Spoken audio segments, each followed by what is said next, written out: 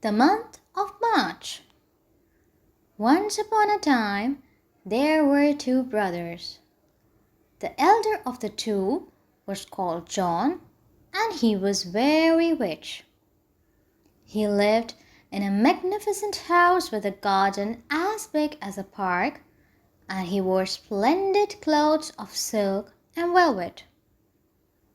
All the work that had to be done he left to a whole army of servants, for he was too lazy to stir a hand or foot if he could help it.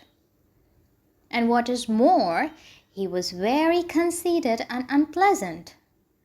He spoke ill of others whenever he could, and never missed a chance of reminding everyone what a fine fellow he was. He was always boasting of his prowess with the sword, of how charming all the ladies thought him, and of his land and riches. Most people just let him talk on and smiled secretly to one another when he was not looking. But not one of them dared to speak to him about the way he behaved. Because of all his wealth and possessions, John was a powerful man, and it was better not to be in his bad books. So he went on through life, saying and doing what he liked, living off the money and the land his father had left him, while his stewards and overseers and foremen made sure that his household and the shops and workplaces he owned were running properly. John spent his time drinking at the inn and playing games with his acquaintances. Nick, the younger of the two brothers, was a very different character. He had hardly a penny to call his own, yet he was always ready to help anyone who was in trouble. He would have shared his last crust of bread with a poor beggar. In every way, he was the opposite of his brother. The people in the town were sorry for Nick, for his father, when he died, had left him very little in his will, and he had to go on living there, overshadowed by his brother. Now, it was only to be expected that the two brothers did not get on very well together. This was John's fault. He could see nothing wrong in making his younger brother look silly in front of others whenever he felt like it. At last, although Nick was the kind of fellow who could put up with a lot, there came a moment when he could stand his brother's taunts and teasing no longer. Sadly, he packed his few belongings and set out all alone into the wide world, leaving behind him the town where he was born.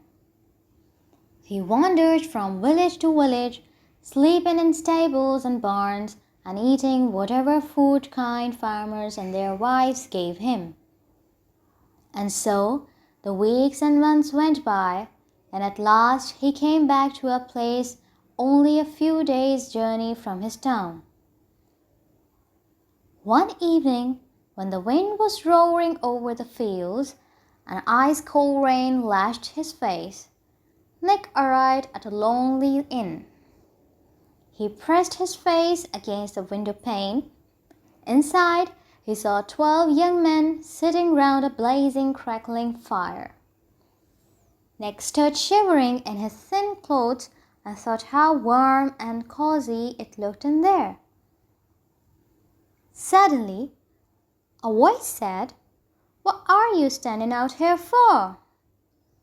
Nick turned round and found himself looking into the red face of the innkeeper, who had come outside to close the shutters. "I've no money," Nick answered, hanging his head. "But if you have room for me in your barn—" "Come in, my friend, come in. I wouldn't leave a dog outside in weather like this," answered the innkeeper, who was a kind-hearted fellow. there is always a place by the fire for a cold traveler. The 12 young men moved up at once to make room when they saw poor half-frozen Nick coming through the door.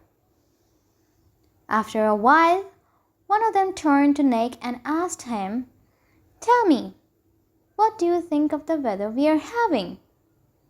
You should be able to judge, for you seem to be out of doors a lot."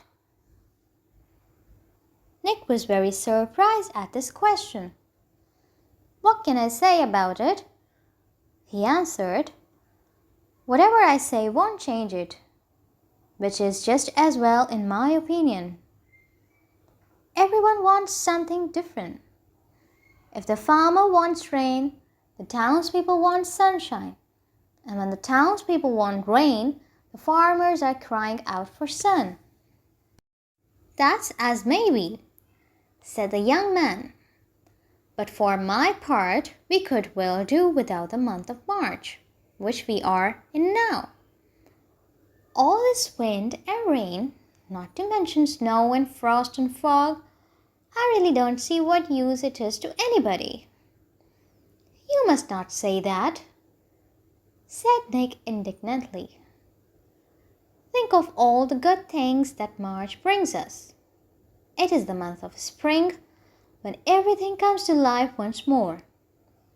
The grass starts to grow again, the new leaves appear on the bare trees, the flowers lift their heads, and the birds fill the world with song. I think this month of March is the gateway to happiness and joy." The young man gave a little smile. Nick's words had pleased him, as everyone in the room could see. What Nick did not know was that the young man was himself the month of March. He and his 11 brothers, the other months of year, lodged at the inn. And to show how greatly he had been pleased by what Nick had said, March gave him a beautifully decorated box. "Take this as a present from me. It's a magic box. If you need anything, just open it and hey presto, whatever you wish will be granted." Nick thanked the young man most heartily. When he lay down to sleep that night, he put the little box under his head. The next morning, Nick said goodbye to the 12 brothers and continued on his way. After he had been on the road for a little while, it began to snow. He looked down at the little box in his cold hands and said to himself, "Why shouldn't I make a wish? This is a good time to find out whether what he said is true. The weather is so cold, I could just do with a comfortable coach to ride in and a pair of strong horses to pull it, with a stove inside to keep me warm." He lifted the lid of the box, and the next moment, before his startled gaze, there stood a splendid red coach with 2 grey horses snorting and pawing the ground ready to pull it. "The box certainly works," thought Nick as he got into the coach. He put his head out of the window and shouted, "Home!" to the 2 fine horses. They turned the coach and headed for the town.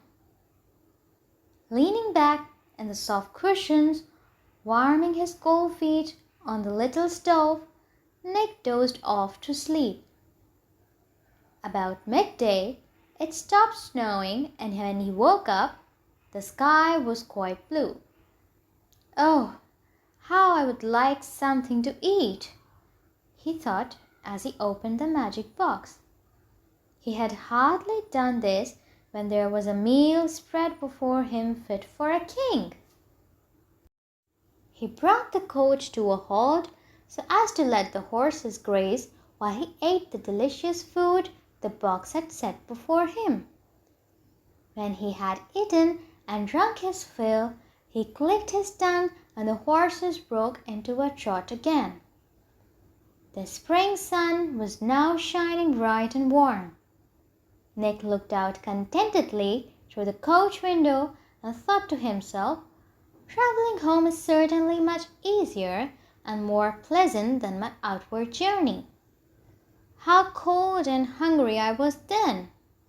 And how the people of my town will stop and stare when they see me coming back like this.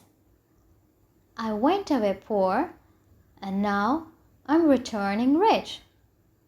And what will Brother John say? I'm even richer than he is now, because I can wish for whatever I want. He'll probably be jealous, but I don't need to worry about what he thinks anymore." Deep in thought, Nick had not noticed that it was already evening. But when the long shadows of the trees began to fall across the coach, he knew that he would not be able to reach the town before morning. In the meantime, the coach had come to a wood. "I will sleep here," he said as he unhitched the horses. No sooner had he said this than there was a scarlet tent pitched in front of him. Inside, there was a bed of the softest down and a table set with dishes that smelled delicious. Nick tried all the food, and that night he slept between sheets of satin. The next morning he opened the box and said, "Today I'm going to pay my brother a visit, so I must have the proper clothes." The next moment he was dressed in a costume of black velvet trimmed with gold brocade. Clad in these fine clothes, he arrived at his brother's house. John was astonished to see that his young brother had returned looking like a rich man. "How did you come by all that wealth?" he asked, and Nick told him of his meeting with the 12 young men at the inn and of the present he had been given. John did not take long to make up his mind. He too would go to the inn, for he hoped to have the same good fortune. He travelled by the quickest route and reached the inn that same evening. But when he was asked what he thought of the weather, he answered that he knew of no month when the weather was worse. The young man who was March and who had given Nick the box smiled and gave John a whip. "This is a magic whip," he said. "If you say to it, 'Give me 100 of them,' your wish will be granted." John thanked the young man and the next morning rode home as fast as he could. As soon as he reached home, he eagerly made his wish. "Give me 100 of them." But instead of the 100 pearls he thought he might get, the whip set about him and began to whip him 100 lashes. "Ow!" yelled John with pain. "Ooh! Ah! Help!" He did not quieten down until Nick had come running to see what all the noise was about, opened his magic box, and wished the whip to stop. John told his brother what had happened. Nick declared that the beating was a punishment for all John's bad treatment of him in the past. So John learned his lesson, and from that moment he mended his ways and was a changed man. The end.